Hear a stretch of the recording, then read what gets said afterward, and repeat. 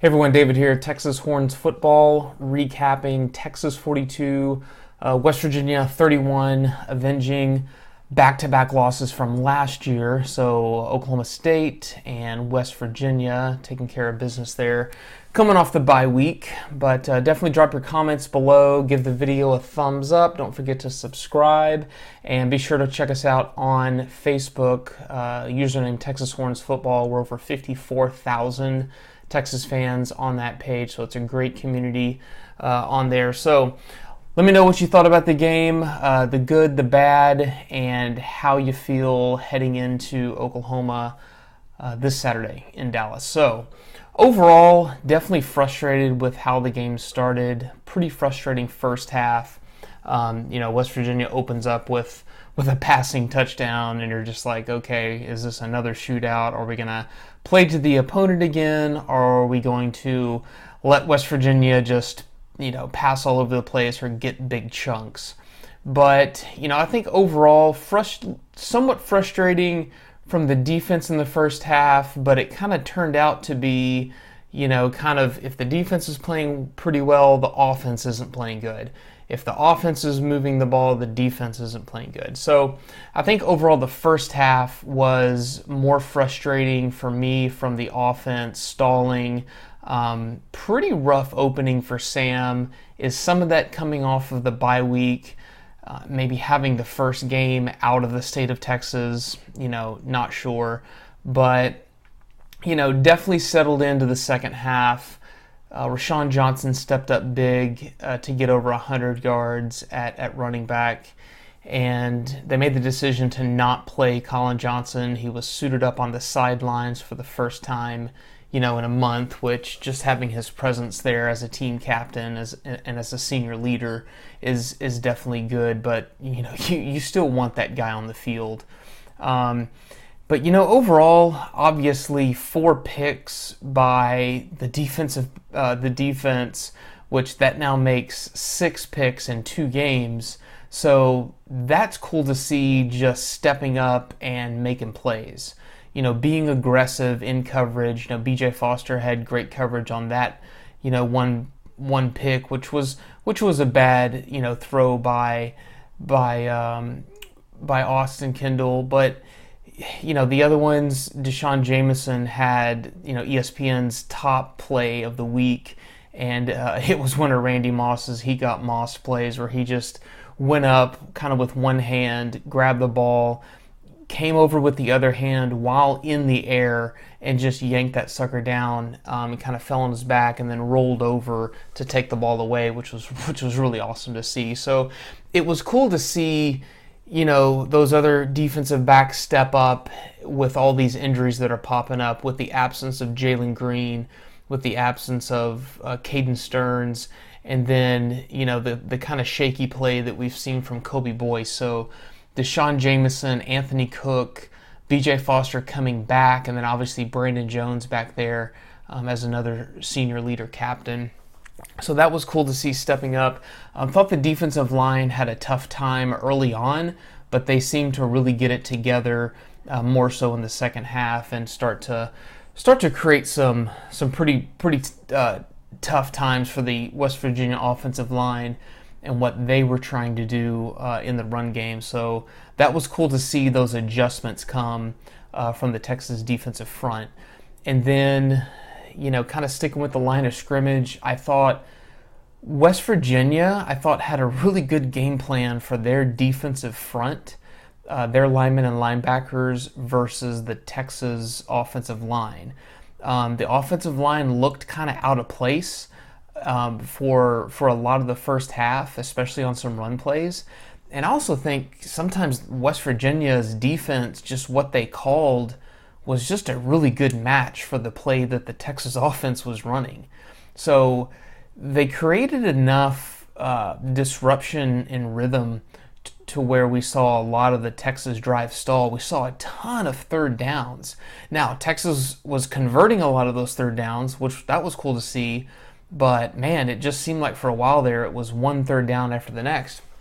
And of course you want to see your offense get, first down, second down, or then another first down, and control that pace, but it just seemed to be a big struggle there for a while for the Texas offense, that they really just had to grind it out and reach back in there and try to convert those third downs. But some other guys stepping up. It was really cool to see Sam Cosmi get himself a touchdown.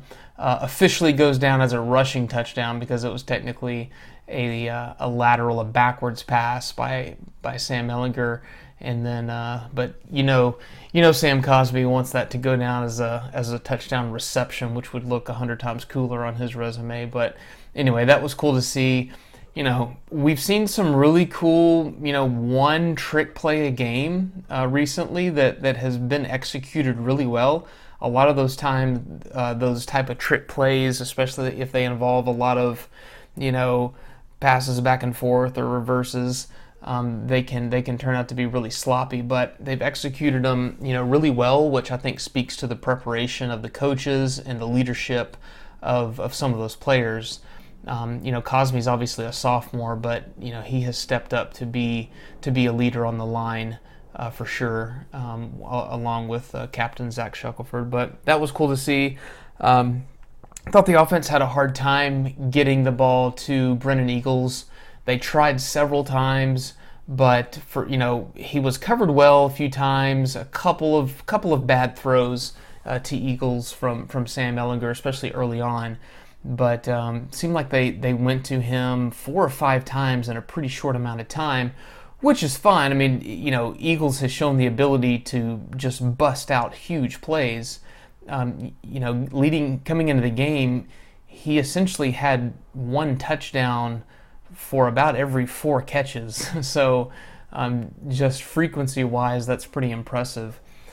Devin Duvernay held under 100 yards, but I think still had a major impact. I believe he had 6 catches, and there was on one of the touchdowns after one of the interceptions, Sam went to Devin kind of in the front corner of the end zone. He was covered really well, and his defensive back kind of got his arm in there and knocked out the ball. Would have been a touchdown. The very next play, they line up in a 2-back formation, one on either side of Sam, so kind of 2-back shotgun, and then they give the ball to Devin on a run for a touchdown, which that was cool to see. So they didn't get it in the end zone, passing it to Devin on that one play. The very next play, they give it to him, and he runs it in the end zone. So that was cool. I also think that we saw that, really kind of felt the absence of Colin Johnson in that game. I think the flow of the offense would have been a lot different with Colin in there.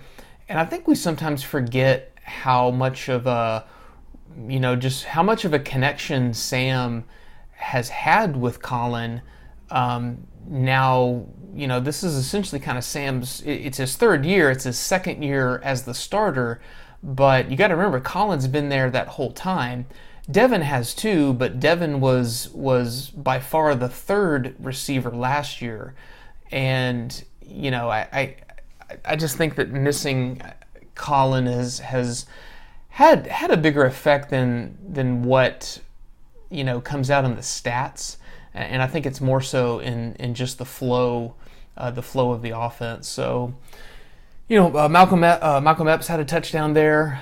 He got it in the end zone, and his guy kind of looked like he gave up on the coverage, and Epps had a pretty easy touchdown there. So that was cool to see. Still think Sam did a pretty good job of spreading the ball around. Rashawn Johnson looked really good again. A good burst. I still think he runs a little high, but that may be just because he's not he's not a true experienced running back. But he was absolutely effective. Had over 100 yards. I think he had 20 yards receiving, something like that. But that's really comforting to see. Hopefully we get Jordan Whittington back heading into Oklahoma. We did see Kirk Johnson a little bit. I think he had 3 or 4 carries. So that was cool to see that depth grow. And then Sam, obviously, with 2 touchdown runs, 4 total touchdowns. He did have 1 interception that was one of his worst throws of the year so far. It looked like he just kind of ripped it and prayed for the best in double, arguably triple coverage.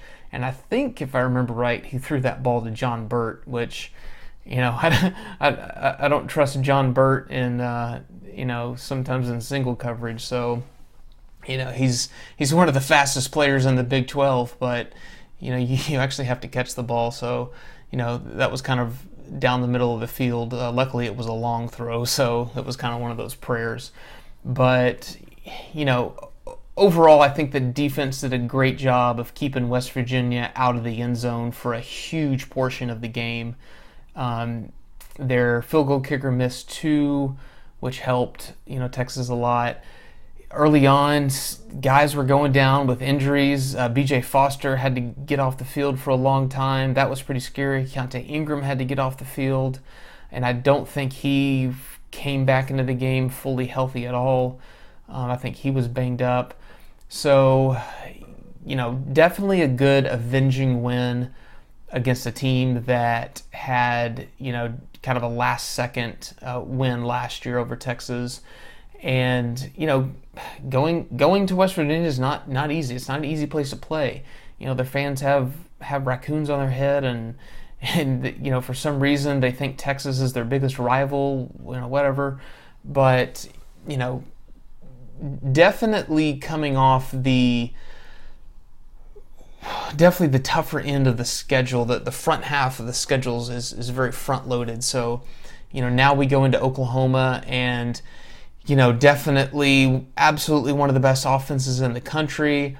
But more confident going into that game, seeing some of the big plays that the defense was able to step up and make. Absolutely game-changing interceptions, setting up the Texas offense with a fantastic situation. So I do think they're going to need some of that, and it was cool to see that actually happen. More so, I think more so because of the aggressiveness of the Texas defense and the close coverages than it was just boneheaded mistakes by Austin Kendall, the West Virginia quarterback. Not saying that some of those throws weren't bad by him, that they were, but you still got to step up and make those plays as a defense, and they definitely did that. So getting Colin Johnson back heading into Oklahoma, I think is going to be a bigger impact than most people are giving credit for, because I think that's still going to free up Devin a lot more. And then hopefully we still got the depth at running back to kind of keep that mixed and to keep Sam from having to do things on his own. We definitely don't want to see Sam get banged up. He has a lot fewer runs at this point in the season than he did last year. But they're going to use him when they need him, and that's perfectly fine. But anyway, drop your comments below. Let me know what you thought about the game, how you're feeling heading into the OU game this Saturday, 11 o'clock kickoff. So definitely pumped about that one. And like I said, don't forget to subscribe. We'll try to reply to all the comments that we have time to. And we'll see you on the next video. And don't forget to check us out on Facebook, Texas Horns Football. We'll see you next time. Bye.